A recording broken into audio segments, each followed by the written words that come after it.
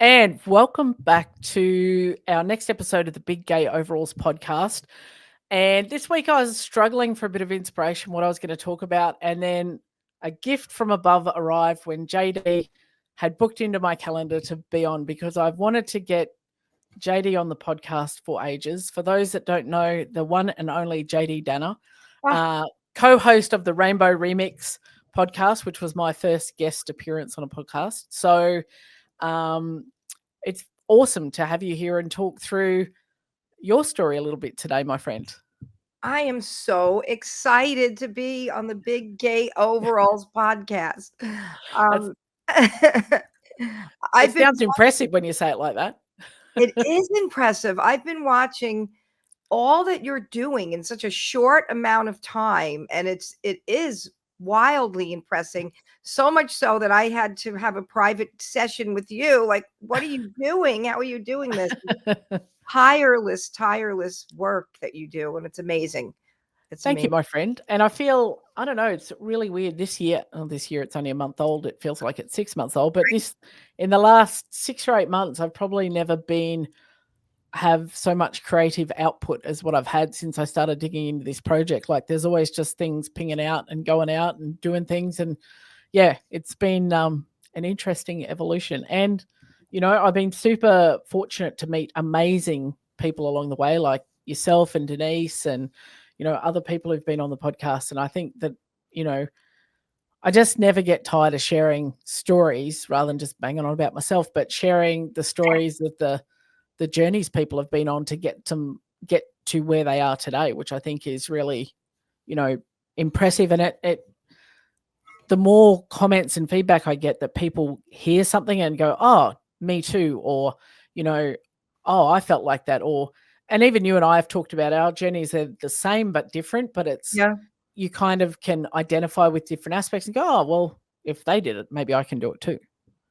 Exactly. I'm willing to bet that you have helped already so many people with your work in the short time that you've been doing this podcast. Yeah, just, you know, and you just get a random comment from somebody, maybe on Spotify or, you know, on TikTok or stuff, where I post clips, and like, even in my blog article, someone left me a comment the other day going, keep writing, we're all reading. Like, it comes at the perfect time. So you're like, oh, because you know what it's like. You put stuff out there and you're like, I don't know if anyone's listening to it. I don't know if anyone's reading it. I don't know if it hit anyone's screen. So, you know, if someone can learn a little or gain a little from something I've been through, great. I'm happy to, you know, keep showing up every week.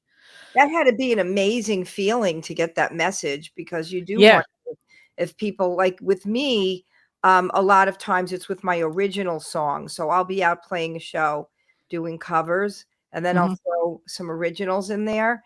And I just found a note I saved yesterday from 2016, and it was written on a receipt from the restaurant. It was like a restaurant bar that I was working at. And this man handed me a tip and his receipt with a note on the back of it thanking me for my original song, that it made his wife cry in a good way. And I saved that note all these years because it meant so much. Because you wonder, are people listening when you start playing your original song, or is that when they like order another drink and go to the bathroom? And yeah, it's like we've come for the big hits. But yeah, it's in the industry that you're in with music and also the podcast, a lot of your impact is unseen, isn't it? Like, you don't know if your song came on the radio and made somebody smile, or they had an extra good night because you were the band playing in the background, or, you know, but we have to keep showing up to do the thing, because we have to keep believing that someone out there is getting something from it. Otherwise you just wouldn't do it. Exactly. It's exactly what you said. Then all of a sudden something comes along just when you're wondering, is anyone listening, to let you know we're listening. And it used to happen to me a lot in the gym I owned. Like, I'd be getting frustrated, like, you know, everything's hard, everything sucks, people are assholes, like, I don't know why I bother anymore. And then, sure as anything, I'd get, like, someone would randomly send me a text to say how much they appreciated me and how much they needed the space, or something would flip it around and I'm like, damn you, university, you got me again. Just to Ah, remind you, it's like, this is why you're doing it. And you're like, okay, well, keep turning up tomorrow. So it's just those little random things. And I really appreciate it when people take the time to say that, because it's even made me, now that I'm in this space, be more intentional about saying to somebody, hey, I listened to your episode, it was really good. Or, hey, I really liked what you wrote or what you said there, so that they have that feeling that, well, at least one person listened, so that's great. Yeah, exactly. Exactly. That's why had to let you know how much I enjoy your episodes with your wife. And I wish I could have met her today, but I know. Fan of Sharon, and maybe next time, Definitely next time. You're definitely coming back next time, or I'll visit the Rainbow Remix again. But Sharon is like, because I showed her, you sent me you put a comment on our YouTube or something the other day about the post, and I showed it to her. I said, see, JD's your number one fan, honey. Like, you've got to keep coming back on. So yeah, she was bummed. I said, oh, it'd be so cool if you could have been on today, but she has like adult work to do. So she's off saving her part of the world. I understand. You guys are like a power couple. I wish. But we try and, like, it's funny, she's a counselor. And so the work both of us do, we come at things from a slightly different angle, but it balances it out very well. Like, we're both in fields where we're, trying to help people, like, just get past the obstacles that hold them back, because we've spent so much time ourselves doing the work that we know what can happen when you actually do stuff with it, and how good it can feel when you're not stuck. So it's quite a good dynamic that we have, and we just support each other unconditionally, which is super cool for us. Like, if you want to go do this thing, go do this thing. Oh, I want to go and record podcasts. Okay, off you go. What do you need? Like, just go do the thing. And she literally, as soon as the podcast is up, she's like, has to go and listen to it or watch it, or, that's, yeah. She has got over making me watch it on the big screen, which is really good. You did mention that, yeah. Managed to avoid that a couple of times. But why I was so interested to have you on today is to, people may have seen your work, and you girls at the Rainbow Remix, and I'm going to get Denise on for a spot as well, but do such a amazing job of shining a light on and showcasing people in the LGBTQI space, whether they're writers, musicians, actors, or just about anybody, like small creators like me.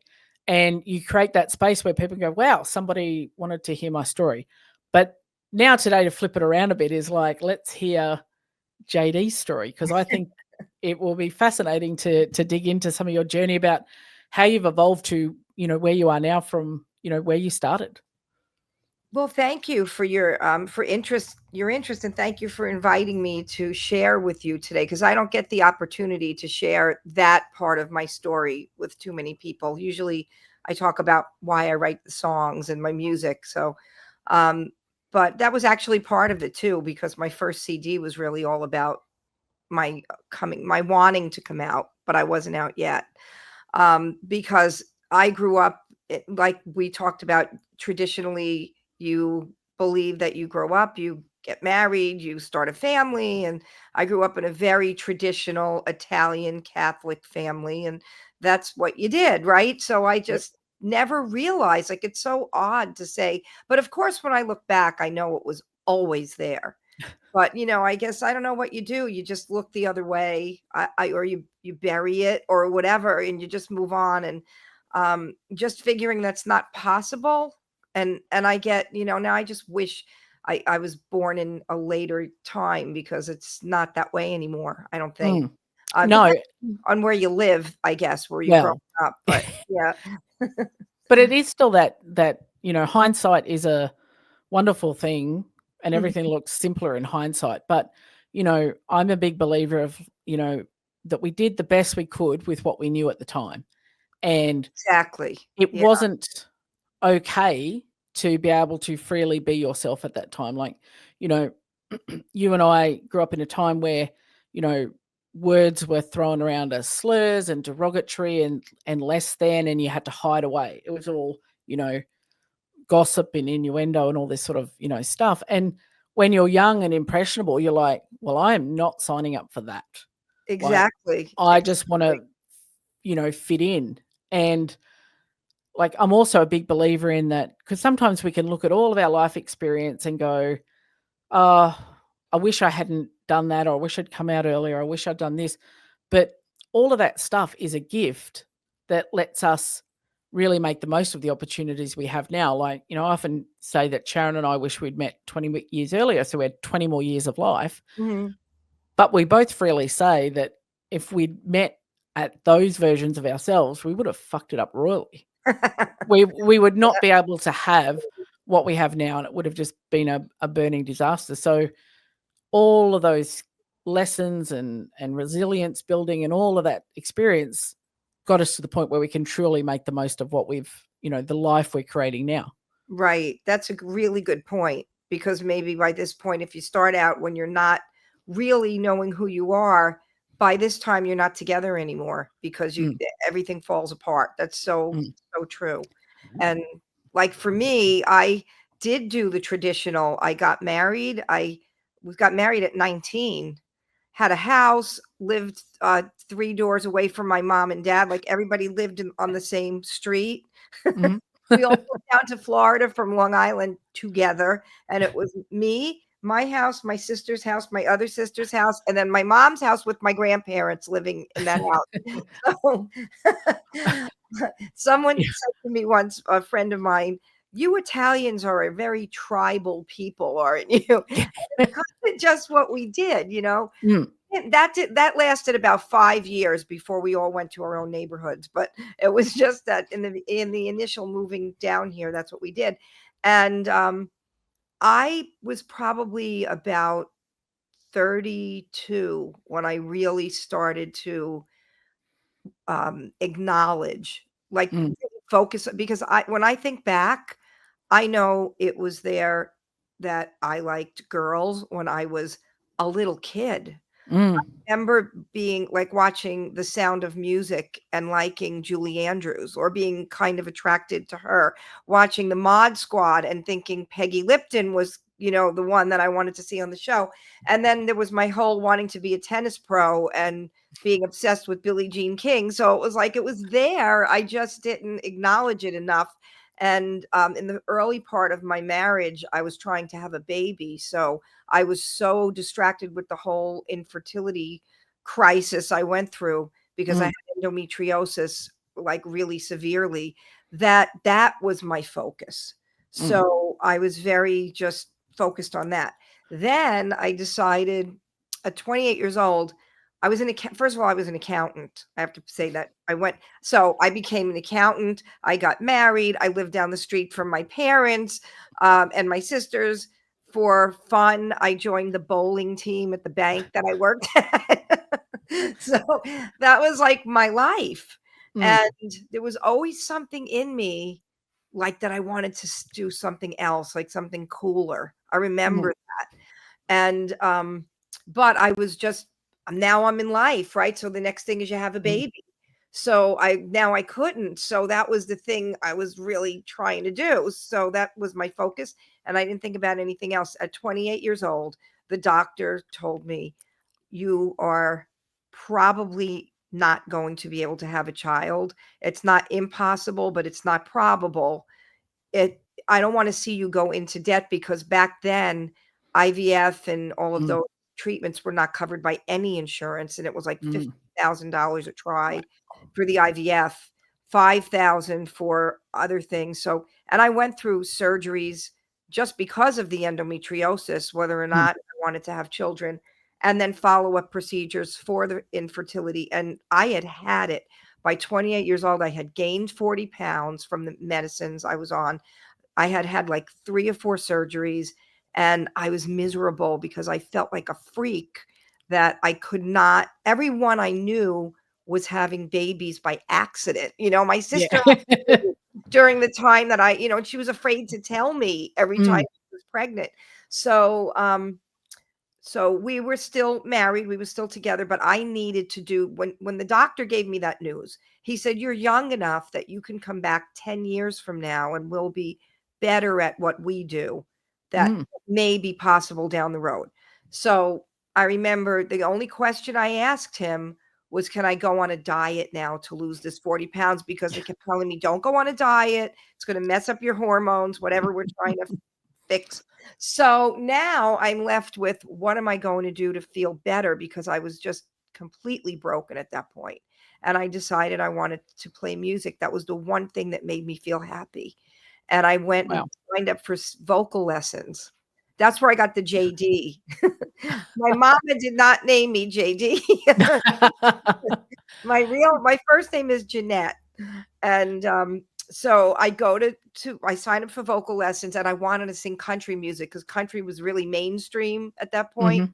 And they started calling me JD Twang when I was the only one in Boca Raton singing country music. So the JD kind of stuck when I started playing out. So then the JD just stuck from there on in. And at that point, now I'm 28 years old. I'm thinking I'm too old to be taking singing lessons, but here I am, right? I was older than the teacher, but 28 is not old. You think you're old at 28, right? So, yeah. I'd love to be that old again. Right? Me too.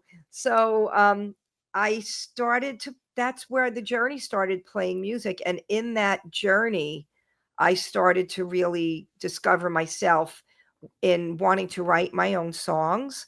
I was really very into Melissa Etheridge writing. I loved her music. And of course, a lot of her songs were so much about the unrequited love. And you heard what she was saying. And so I started playing in the lesbian bars at Pride Fest. And now here I am, I'm married, but that was my outlet to that world. And it was, hey, I'm playing my music. And, the gay community is very open to original music, much more so than the mainstream community. I want to hear what they hear on the radio and what they can sing along with. I did find the gay community was very embracing of original music artists. And so that was what got me into those bars. So it was a good way for me to transition, because now I'm around all these women. And my ex-husband now, my husband at the time, never came to the gigs when we played in the gay bars. I had a friend that was my duo partner. She wasn't gay either. I mean, I was, but I wasn't out yet. Right now I know who I am. So now I know who I am, but what am I going to do about it? Because I'm married at this point, like 15 years. So it's like, now what do I do? Because I just wasn't, I probably, I don't know how long I would have stayed longer in the marriage, but now I'm playing in the gay bars. I'm meeting women, they're my friends, they're my fans, they're, flirting. The flirting was fun because it was, it was a little safe too, because they knew I was married, but everyone wondered, like Denise mentioned, I think she mentioned on the show you were on, how they were waiting for me to come out. We had the lesbian lounge, and I was a guest on the show so many times, and they're like, we're just waiting for you to come out. And here I am in complete denial to everyone else, but now I know who I am, right? So I'm not, I'm still, thy thus protests too much, what they say. No, it's just they love my music. This community of people is awesome. And I remember I played one Pride Fest where they had done a story on me prior to the festival. The local paper, it's a gay magazine, a gay newspaper called Out Magazine. And so they did this story on me, and they interviewed me about my music, but I didn't know they were putting me on the cover, and they were going to title it Out and Proud Lesbian JD Danner, rocker JD Danner. And wow. I hadn't seen any of the article, not even online or anything. Online wasn't really a big thing then. It was just starting with online stuff. And so my band is setting up.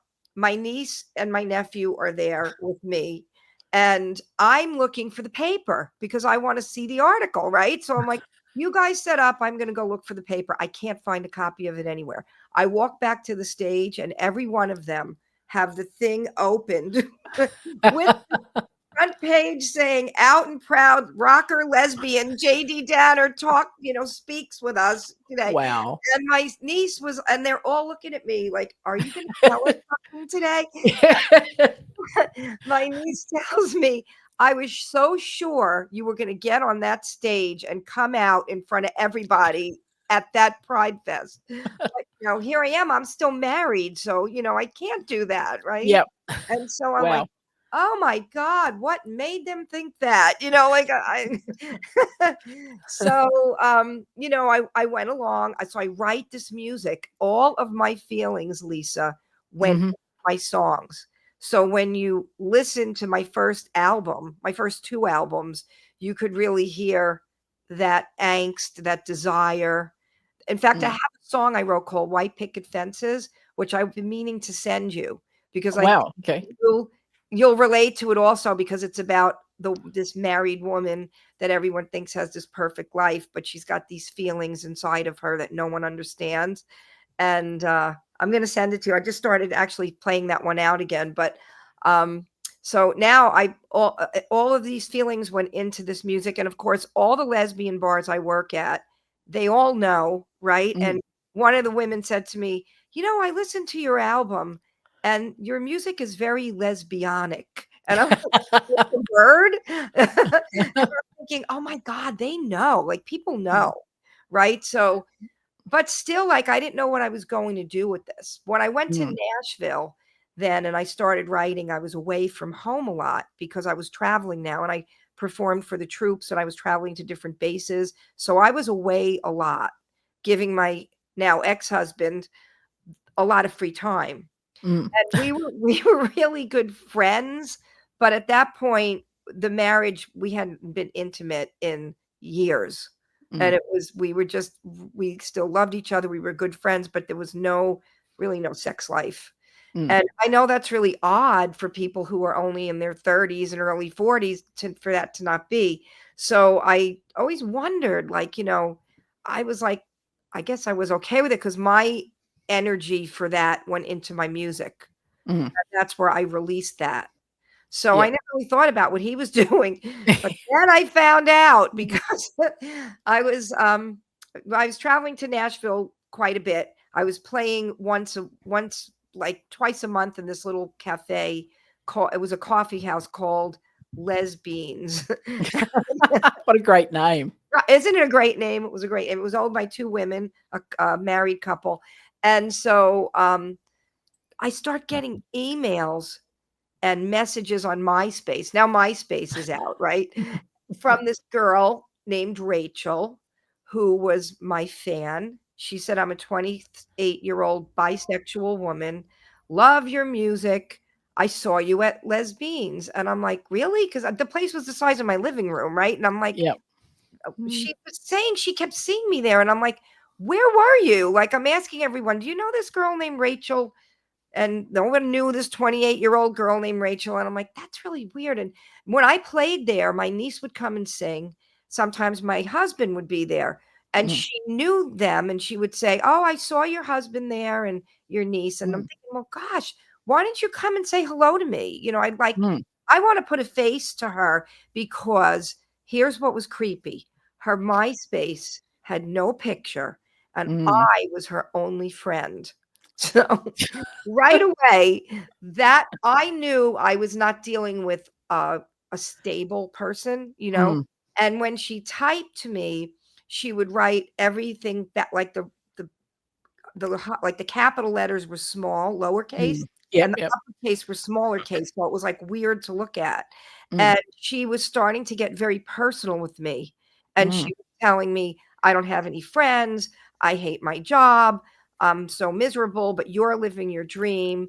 Then she would see me online because like you could see the little green light and she'd write like, why aren't you making mad, passionate love to your husband? Why are you online right now? And I'm like, why is this girl writing this really personal stuff to me? So I knew I was dealing with someone who probably wasn't very stable. So I was always very generic when I answered her messages, but I still wanted to see her. So I'm like, please come up and say hello. I never see her, right?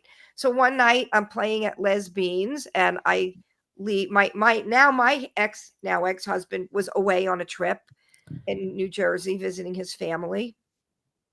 And I was with my friend, pack up the truck, put my gear away, and we get in the car and I go to her, "Hey, you want to get something to eat? I'm all just had a great show. I'm bopping around." And she's like white. And I'm like, "What's the matter?" Like I could see, like she's like a deer in the headlights. And she's like, "I have to show you something." And I say, because he had flown to Jersey, I thought something happened to him. And I said, "His name is Thad." I said, "Did something happen to Thad?" And she said, like she doesn't know what to say. And she goes, "I have something I have to show you. You have to pull over." So we switch. Now she's in the driver's seat.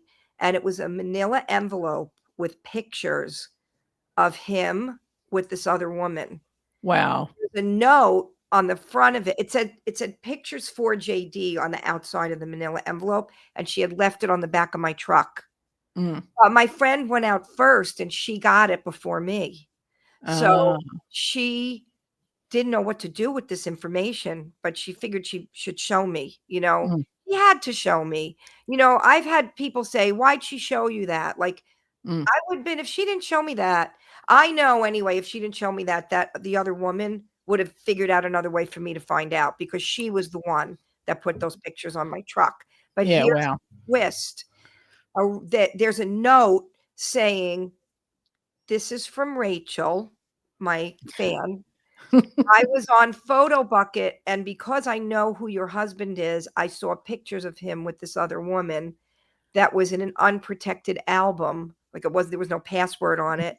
And I figured you should know because this happened to me and I've been cheated on." And now I'm like, oh my God, this unstable person who's obsessed with me knows this secret, knows this thing about me that I didn't want to get out because my dad was ill at the time. And I didn't want to upset him because he was going through intense therapy to try to walk again. So I tell her, not knowing who she is, "Please don't," because she knew who my niece was. Because she made sure I knew she knew my people, Yeah. And Yeah. she said, "I didn't want to tell Joni," that's my niece, "and I didn't want to let anyone else know, like Josh, her husband. Like she wants me to know she knows me, But I thought you should know." And I tell her, "Please don't say this to anyone or tell anyone that knows me, because my dad isn't well and I don't want to upset him." So she says, "Okay." Well, now I give her my weakness, my Achilles heel, right? Straight away. So now I'm nuts. I cannot reach him. He's in New Jersey at a lake camping, and there's no cell phone service. And there was no phone in the house. It was a country house. So I call his aunt and I wake up his aunt. I didn't care it was the middle of the night now because I'm freaking out. The pictures were very sexual, Lisa, up close and personal. But the worst part was I realized after the initial shock, it was in my bed. Most of the pictures, most dear of Lord. them. She had captions on everything and a 16-page PowerPoint journal of everything they did from the day they met. And Wow. supposedly she did this. It was the other woman, supposedly Marie, that put this in Photo Bucket as a gift to Thad because they were breaking up and she wanted him to remember their affair. But the truth, I'm going to fast forward. Marie was Rachel. I didn't know that for months. Yeah, And wow. Rachel keeps emailing me, "What's going on? What's happening?" And I finally said to her, "Listen, you're supposed to be this benevolent person that told me this. And now you seem to be being entertained by the pain in my life. I'm not going to tell you what else is going on." Because she's like, "Are you together? Did you?" Because it was her. Yeah, right. Wow, that's really messed up. It was so horrible. And it was such a mind fuck that, sorry, can I say that word? Yeah, you can absolutely say that word. Say it on the Rainbow Remix, so I figured. I mean, one can say it. I don't know if you said it. But anyway, So fast forward, that experience, which was the most, I don't know, jarring. It wasn't the worst thing. I've lost people I've loved. That was a worse experience. But I mean, the feeling that you get of that rush of betrayal and all the things you think back on, like, well, where were you when I called you from the hotel and you were taught, was she there? She was there in my bed. Anyway, she wrote about how she used my soap and she loved my cream, my face cream. And I mean, it was creepy stuff. She knew, she specifically said the brand it was. So I, knew she knew.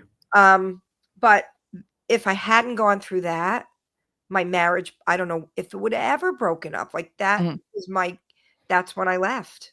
Yeah. And so it kind of gave me the green light then to be who I was.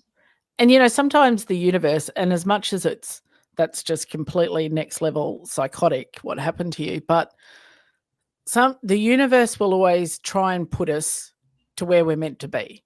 Yes. So, when I had moved to Sydney and I was, resisting moving back to Queensland, like the relationship with my catalyst had ended and I was dragging my feet like, oh, maybe I'll stay a bit longer. And it was like, well, now you've lost your apartment because the owner's going to take it back. So I thought, oh, okay, well, maybe I should go back. And I'm like, oh, maybe I could find somewhere else to rent. I kept finding reasons. And then just before Christmas, I lost the job that I had down there. And I was like, well, no choice now. And I remember my best friend at the time said to me, you're meant to go back and start your personal training business. Like, that's what you're meant to do. Like, that's what the universe is like going, well, you haven't taken enough hints. You haven't taken action. I'm going to make it uncomfortable enough that you're going to have to. You have no choice. And, sometimes like there are forces that know where we're meant to be and they go, you're resisting doing the thing. I'm just going to make it so you have no choice.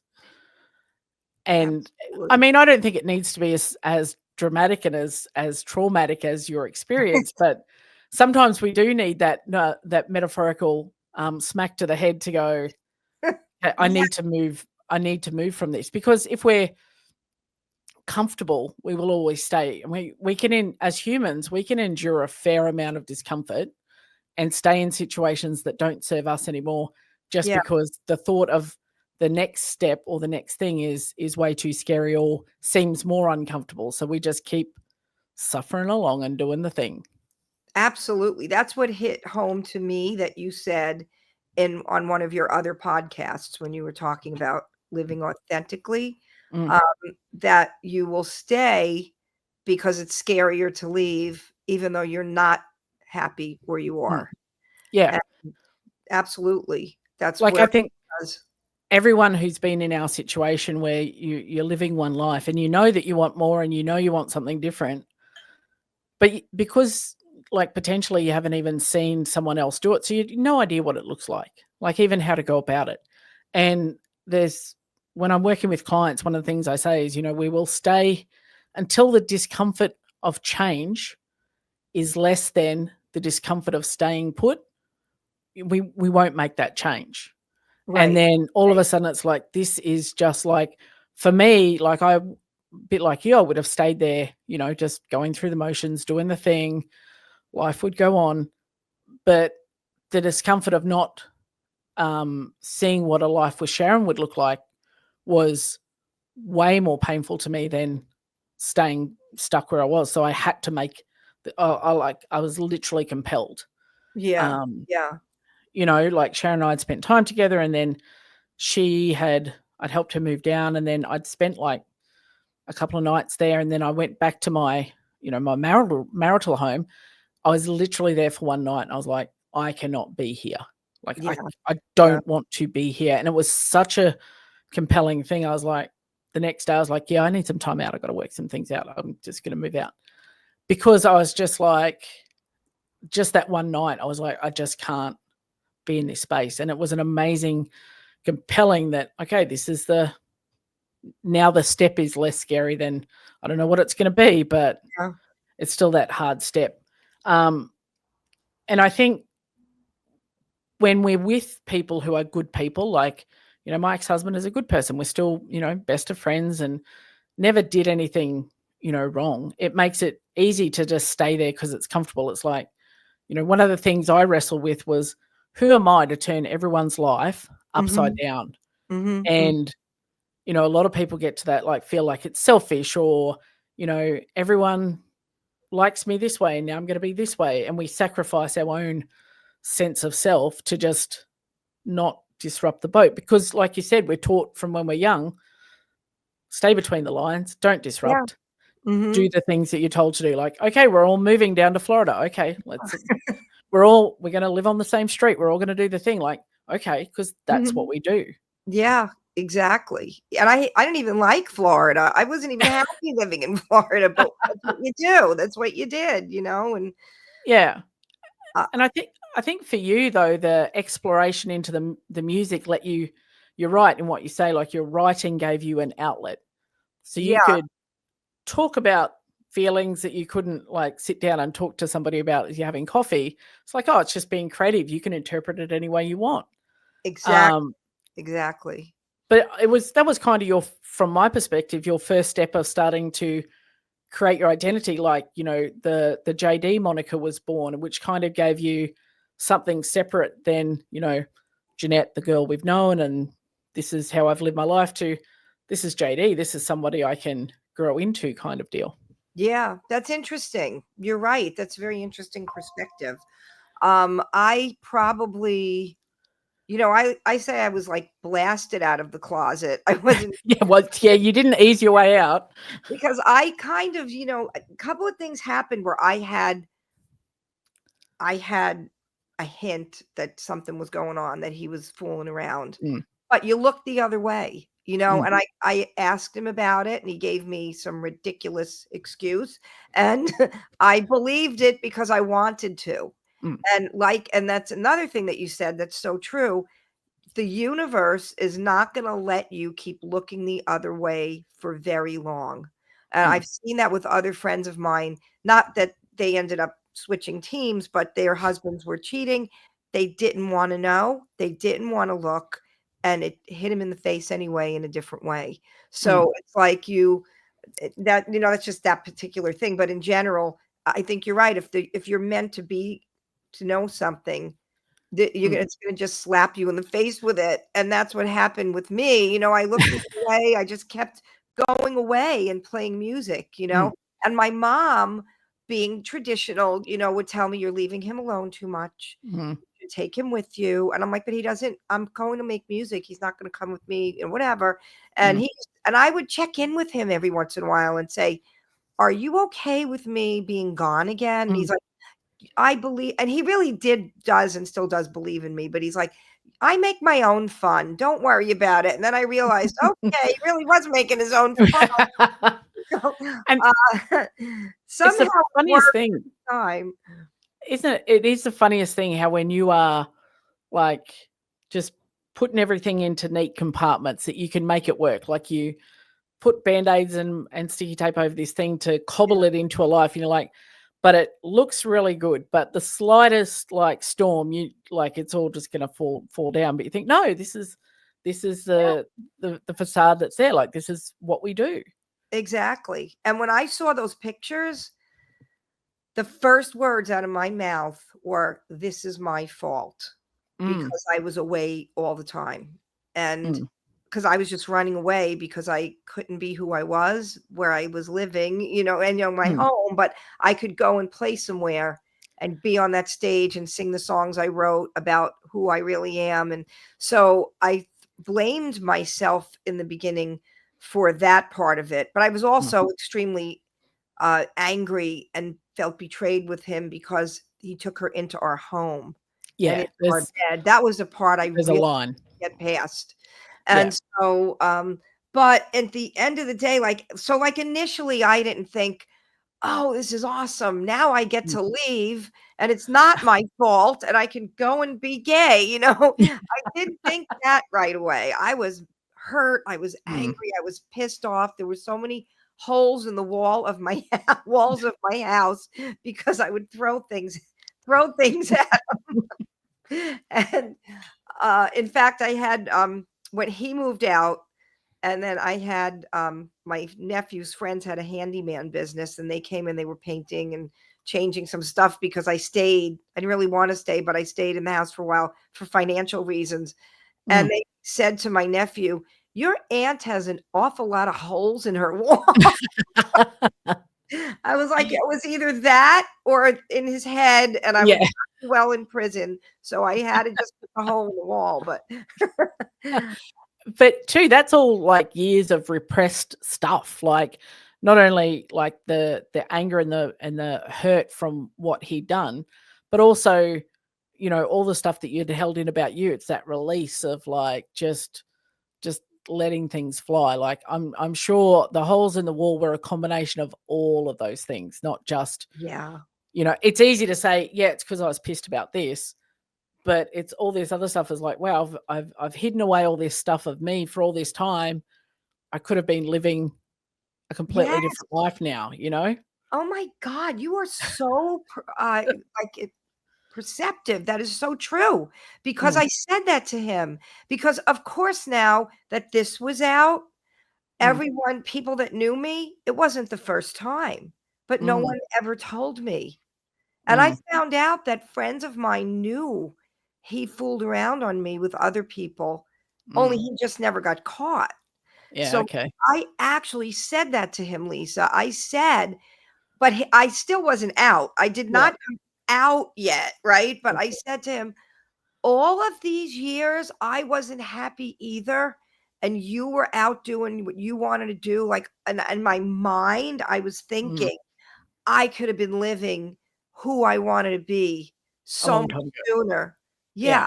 And I And it's because I didn't want to hurt you, and you were out doing your thing anyway, you know? and let's face it as well, like, because with my husband at the time, like we went through the beginnings of fertility treatment, and that's like on the woman, that's a lot.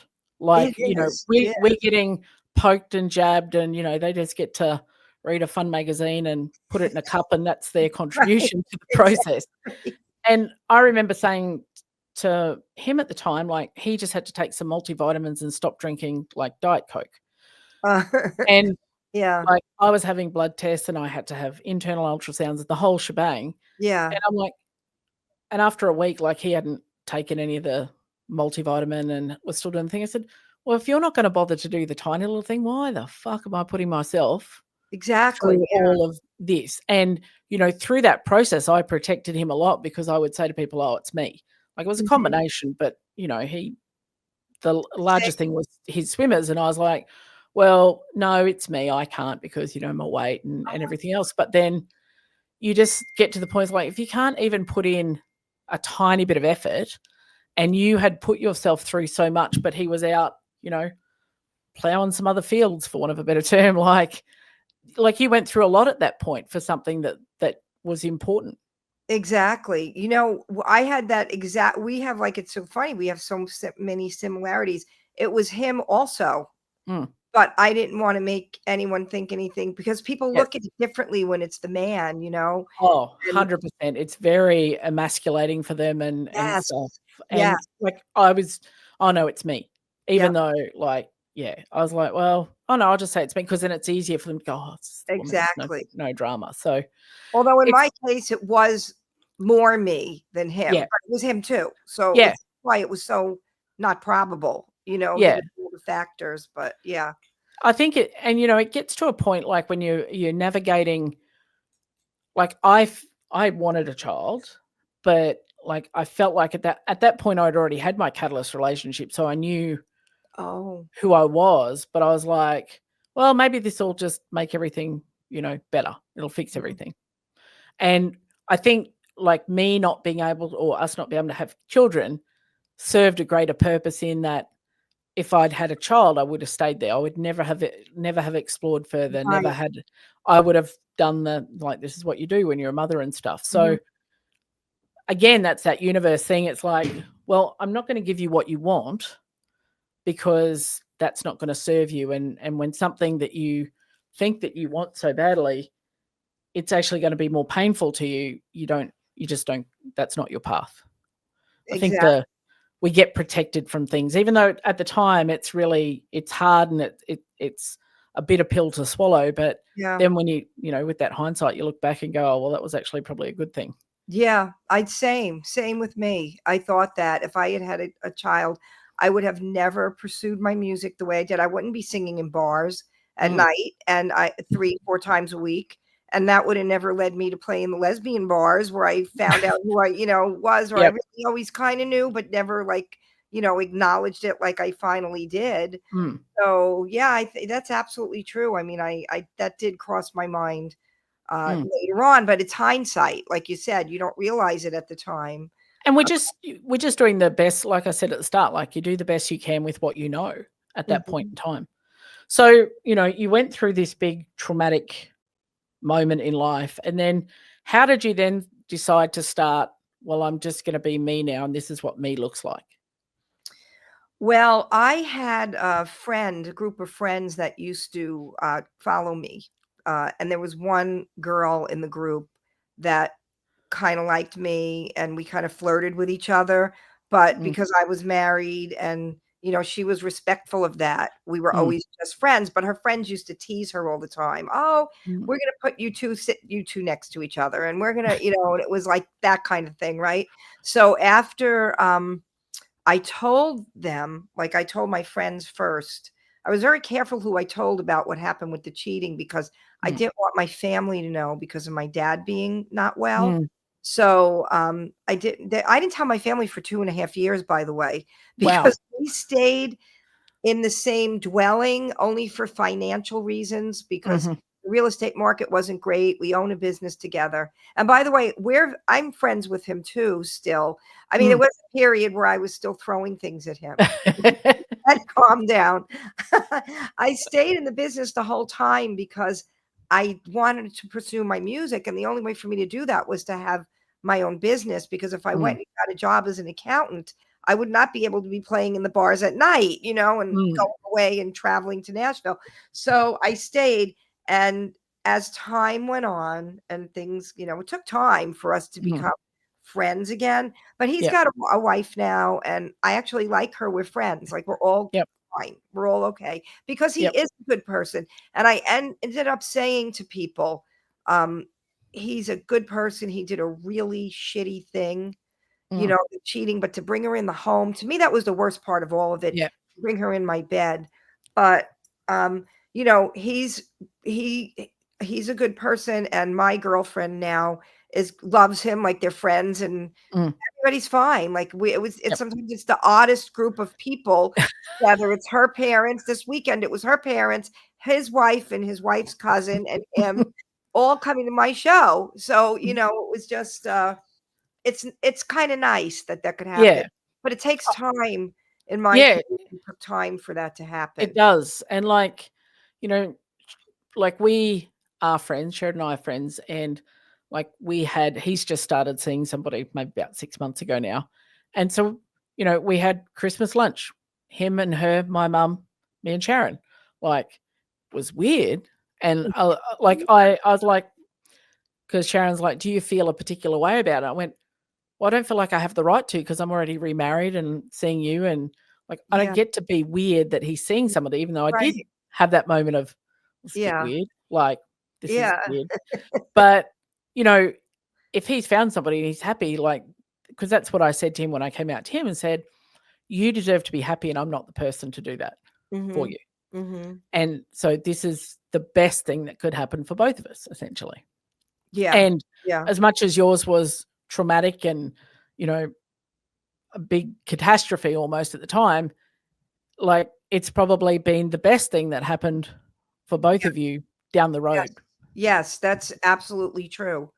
And getting back to what I was saying, so the girl that I flirted with, and she Mm, flirted with me, one day I decided maybe we should go out, and I yeah, said to her, do you want to go? I think I asked her out to go. So, oh no, she asked me over her house for dinner. That's what it mm, was. And unbeknownst to me, like, she spent weeks getting the recipe and planning the whole thing and stuff. And her friends, once they found out this cheating story, mm, going back to, I only told a few people, and it was that group of people I told, they started telling her, now you mhm. have your chance. Now you have your chance. And she was like, I'm not going to do that. I don't even know if she's gay. I'm not even sure. So then she invites me to dinner to her house. And that's when we got together and started seeing each other after that. And she would come over my house like when he wasn't there, or sometimes she, would come in like he'd be already be sleeping. And of course, we were in separate bedrooms, separate parts of the house. And then that was my first girlfriend. But it ended up we were better friends than be, but it was my first experience with a girlfriend, and I always kind of feel badly because I think she wanted it to be more forever, like and I just didn't. She wasn't really the person for me. So, but I mean, I did think it at the time, and I still feel badly about that sometimes. But I mean, I couldn't then be in another relationship where I wasn't happy with the person because I wasn't happy, because I want to hurt them. But we're still friends now, but she moved to another state. So I think it's easier.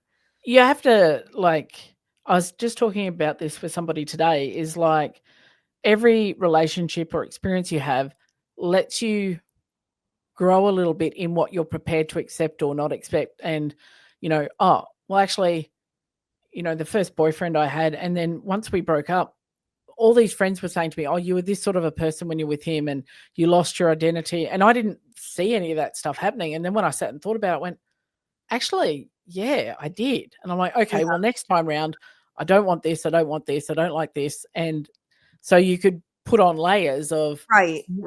what aligns with your values, and who you become as a person is very different to, in each relationship. And even if it ends badly, you take something out of it that, well, I've grown this much, or I've learnt this thing. Absolutely. And yeah. like we all wanted our catalyst to be the one. Like, I think that's just a common theme. Like so nice, right? I knew in my gut that my catalyst was not the one, but I was just could not cut off, and she wound up cheating on me with a mutual friend we had. And again, that was a big ball of fire ending. But otherwise, I would have just kept hanging on and hanging on. And like I knew, even before I moved down there, I was like, this is not going to end the way that you think it's going to end, girlfriend. Like I knew that, but I couldn't stop myself doing it. Like I was so pulled in that direction. Yeah. And then I guess the thing I took out of that is like, oh yeah, like I remember talking to a friend of mine who was lesbian, and she said, and I told her about it, and she said, so did it feel like weird when you like were with her, or did it just feel perfectly normal? I said, felt more normal than any other time in my life. She goes, yeah, cool, you're gay. Because I'd been saying, oh, it's the person, not the gender. It's the person. It's just I fell in love with the person. Yeah. And she's like, yeah, no, you're gay. I was like, okay, thanks. Good cats. And the same thing. It's about the person. Yeah. But then because of how we grew up and what we're exposed to, the narratives we tell ourselves to make sense of the story. Like, yeah. My mum has Alzheimer's, and Sharon and I were talking the other day about the stories she makes up to make sense of her current predicament, to make it make sense to her rather than accepting the fact. And we do that to our brains are amazing. They will create something that we can attach to. Well, yeah, it's I'm not gay. It's the person I fell in love with. Yeah. Like, that was exactly what I said. So how did you then start to navigate going, okay, well, now I've got this whole new, I've got my old life that I'm kind of managing and we're just coexisting to get things done. But now I've got this new life. Like, how did you feel within yourself when you were like free to, I guess, be you, out and proud and, well, that finally the whole out thing came through, first of all, through the music, because now I'm playing the Pride Fest. Now I'm saying I'm more of my identity online is more of the rainbow stuff and where I'm playing. And one night we were still living in the same house, but then when he started seeing someone and not coming home at night, that's what, even though I had a girlfriend, it's very similar to what you just said.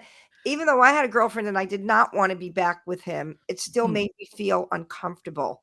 And I said to him, look, I know you have someone. It's obvious. please, we can't live together anymore. So it just makes me feel weird. You're not coming home. I just don't want to see that. And even though I don't want to get back together, it was just you're so conflicted with so many different things. And I had a show that night to play, and I was playing out a lot back then. And he says, if I can find somewhere to go, I'll be gone tonight. If I can find a place to stay, and then I'll get a place. We actually owned another house that was a rental property, and it was empty. It was going to be empty soon. So he eventually lived in there, but for that interim, he lived with his friend. But he said to me, I'll be gone. So I go off to my gig, not knowing if I'm coming home to an empty half of the other closet, or the half of the closet. It was a strange feeling because I couldn't live with him anymore. I didn't want him to be there. I did have a girlfriend now, but we didn't live together. She lived with mom about an hour away, and for me. And I come home and he's gone, and half the closet's empty, and half of everything downstairs, half the shoe closet is empty. And I was like, so weird. It felt so sad, and it was what had to happen, and my dog, dogs are so in tune, and she was my comfort. And I sat on the couch, and I think I might have poured a drink. I don't remember.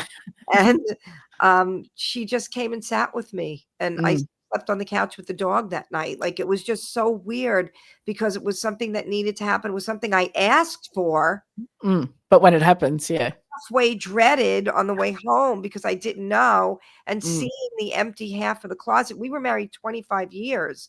So that was most of my adult life at that point. And most of my whole life, but my whole adult life. So it was like so strange, and now we work together. So now I have to go to work and see him. It was really a very, very emotionally hard time to go through. But and it's hard to juggle it. Like, I know I'm 4 years down of like officially moving out, and there's still stuff in the house because I was like, well, I can't just clear out the cupboards and make it weird for Sheridan. Like, I never wanted to do, like, I just did things in little bits of just get my clothes, just get this stuff.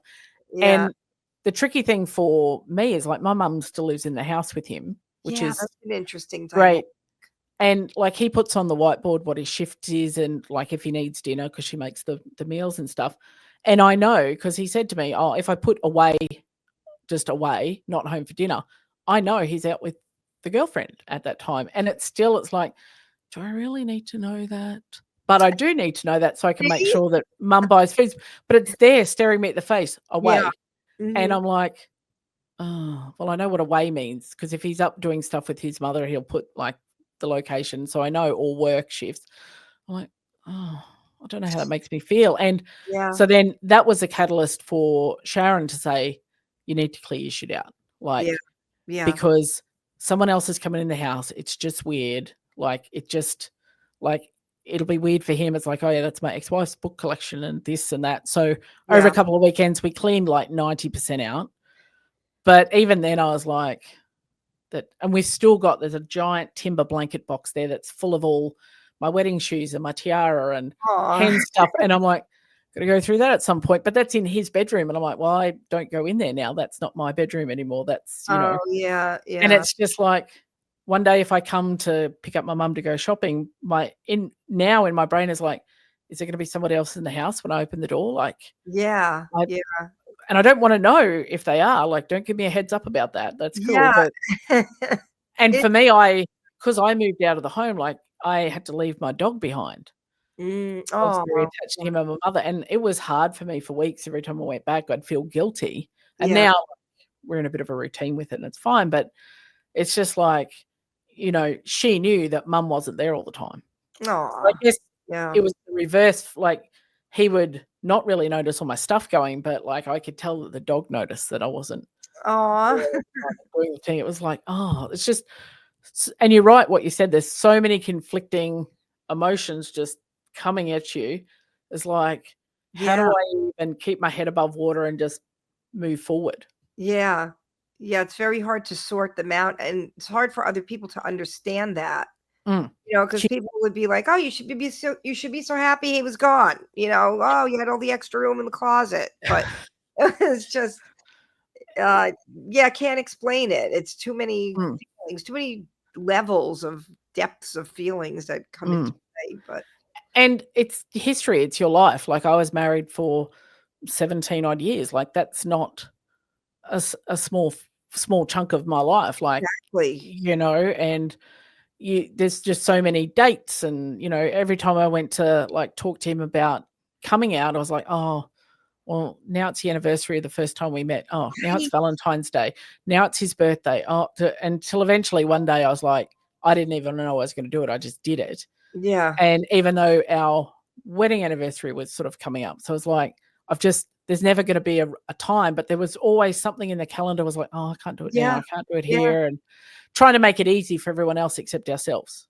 Exactly. You know, you had mentioned that on our show, and that was so spot on because that was my problem too.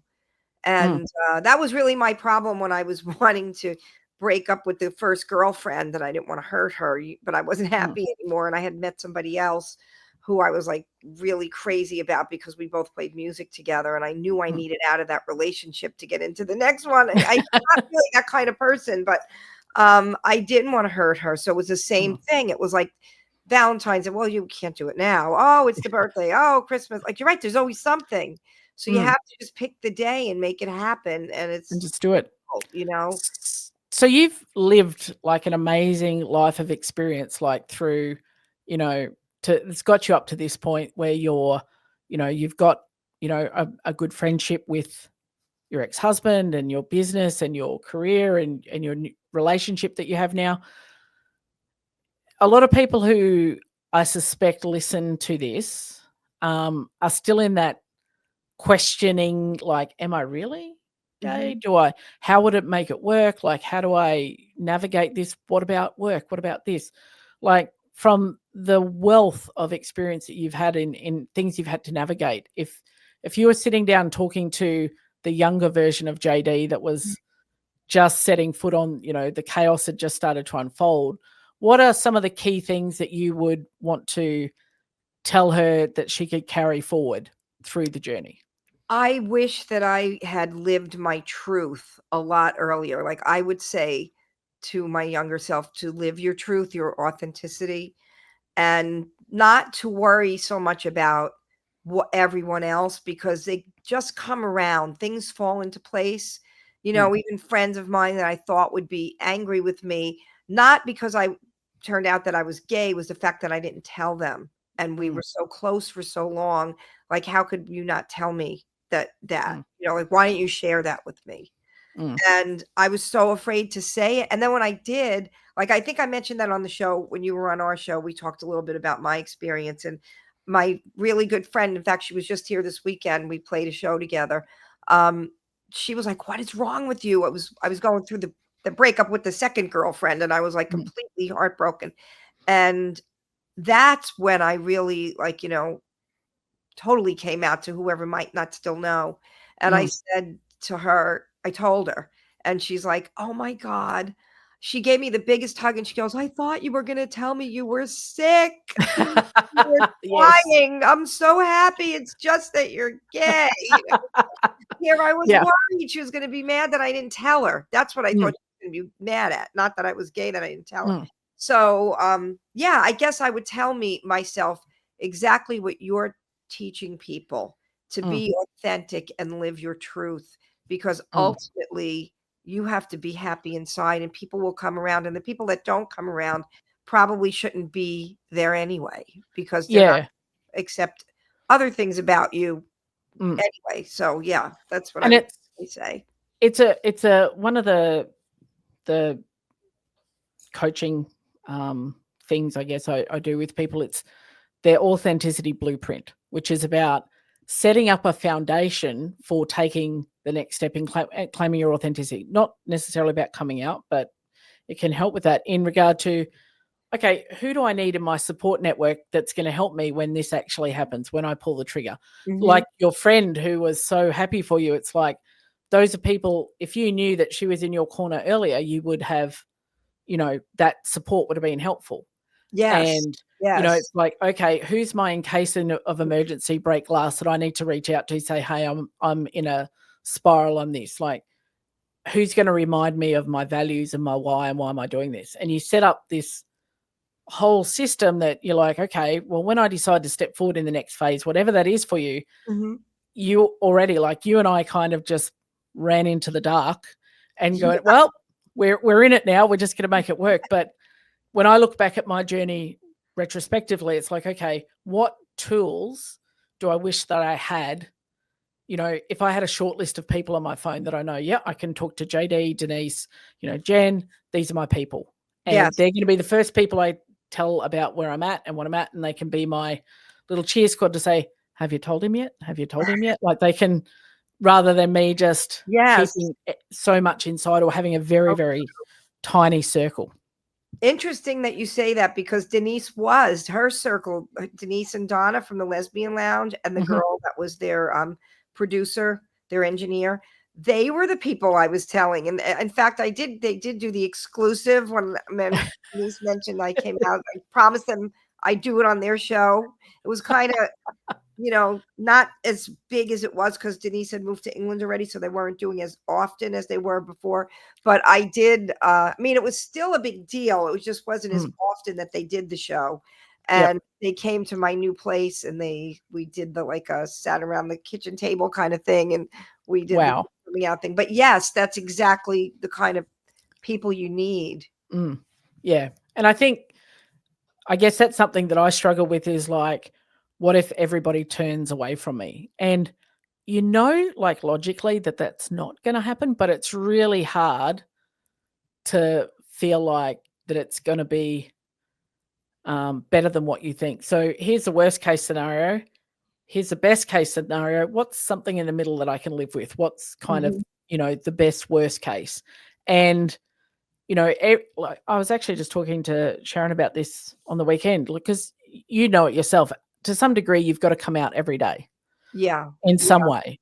Oh, and you always still have that little kernel in the pit of your stomach, like, is this the time it's going to turn to dust? Is this the time it's going to go bad? And, if you can kind of learn from people who've been through it before through the stories, which is why I wanted to create the podcast to share the stories and know that it doesn't all have to be a burning fireball of awfulness. Like there are moments in it that you can celebrate your progress and be happy and proud and not feel guilty about being happy as well. Yeah. Yeah. Very true. Yeah. Very true. Thank you so much, my friend. I feel like we could just talk for 4 hours, and we probably could. But I think, I know I'm definitely going to get you back, and I need to get Denise on as well.